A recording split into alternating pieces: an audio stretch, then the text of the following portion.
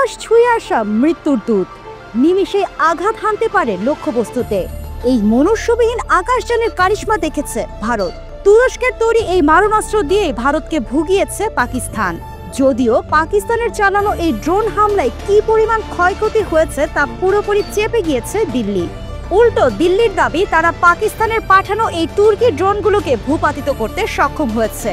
তবে CNN, new York Times সহ নানা গণমাধ্যমের বিশ্লেষণ বলছে পাকিস্তানের ড্রোন হামলা ঠেকাতে ভারতকে বেশ ভুগতে হয়েছে। ড্রোনগুলোকে যদি ভারত আটকেও দেয় তাতেও দিল্লির খরচ হয়েছে কারি কারি ডলার। সেই সাথে ব্ল্যাক আউট, বিমান চলাচল বন্ধ রাখার কারণেও ভারতের ক্ষয়ক্ষতি হয়েছে অনেক। বিশেষজ্ঞরা একে প্রথম ড্রোন নির্ভর যুদ্ধ বলে আখ্যা দিয়েছে। রাতের আধারে আক্রমণের জাল বুনেছিল পাকিস্তানের পাঠানো তুর্কি ড্রোন ঝাঁক। ভারতের দাবি মতে 4 শতাধিক ড্রোন দিয়ে হামলা চালিয়েছিল পাকিস্তান। তুরস্কের তৈরি অত্যাধুনিক সোনারগান ড্রোন এই হামলায় ব্যবহার করা হয়েছিল। ভারতের উইং কমান্ডার ভূমিকা সিং সাংবাদিক সম্মেলনে দাবি করেন, লেহ থেকে সার ক্রিক লাইন পর্যন্ত বিস্তীর্ণ এলাকায় অন্তত 36টি ভিন্ন স্থানে এই ড্রোন হামলা চালায় পাকিস্তান।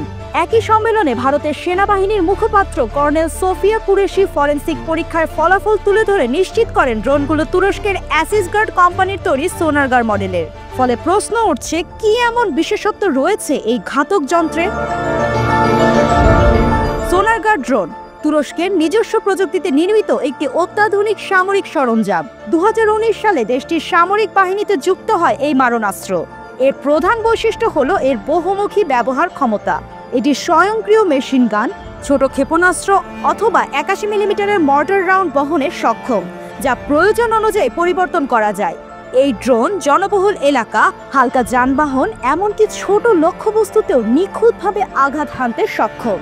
45 কেজি পর্যন্ত ওজন নিয়ে উঠতে সক্ষম এই ড্রোনটি দুর্নিয়ন্ত্রিত ব্যবস্থার মাধ্যমে 3 থেকে 5 কিলোমিটার পর্যন্ত একটানা 25 থেকে 30 মিনিট উঠতে পারে। সমুদ্রপৃষ্ঠ থেকে প্রায় 2800 মিটার উচ্চতায় উঠতে সক্ষম এই যন্ত্র নজরদারির ক্ষেত্রেও অত্যন্ত পারদর্শী। আকাশে ওড়ার সময় এটি সরাসরি ভিডিও এবং ডেটা প্রেরণ করতে পারে, যা একই সাথে নজরদারি এবং তথ্য বিশ্লেষণে সহায়ক। অত্যাধুনিক ক্যামেরা থাকায় এটি দিন ও রাত উভয় সময়ে স্পষ্ট ছবি তুলতে সক্ষম। এমনকি প্রতিকূল আবহাওয়ায় এটি সমানভাবে কার্যকর। সোনারগান ড্রোনের অন্যতম গুরুত্বপূর্ণ বৈশিষ্ট্য হলো এর স্বয়ংক্রিয়ভাবে কাজ করার ক্ষমতা। একবার এর যাত্রাপথ নির্ধারিত করে দিলে এটি নির্দিষ্ট স্থানে পৌঁছে হামলা চালাতে এবং প্রয়োজনীয় তথ্য সংগ্রহ করে নিরাপদে ফিরে আসতে পারে। এমনকি নিয়ন্ত্রণকারী কেন্দ্রের সাথে সংযোগ বিচ্ছিন্ন হয়ে গেলেও অথবা ব্যাটারি কমে গেলেও এটি স্বয়ংক্রিয়ভাবে নিজের ঘাঁটিতে ফিরে আসতে সক্ষম। শুধু তাই নয়, এই ড্রোনগুলো দলবদ্ধভাবে কাজ করতে পারে। একসঙ্গে বহু ড্রোন আকাশে উড়লে তাদের প্রত্যেকটিকে আলাদাভাবে ধ্বংস করা বেশ কঠিন হয়ে পড়ে।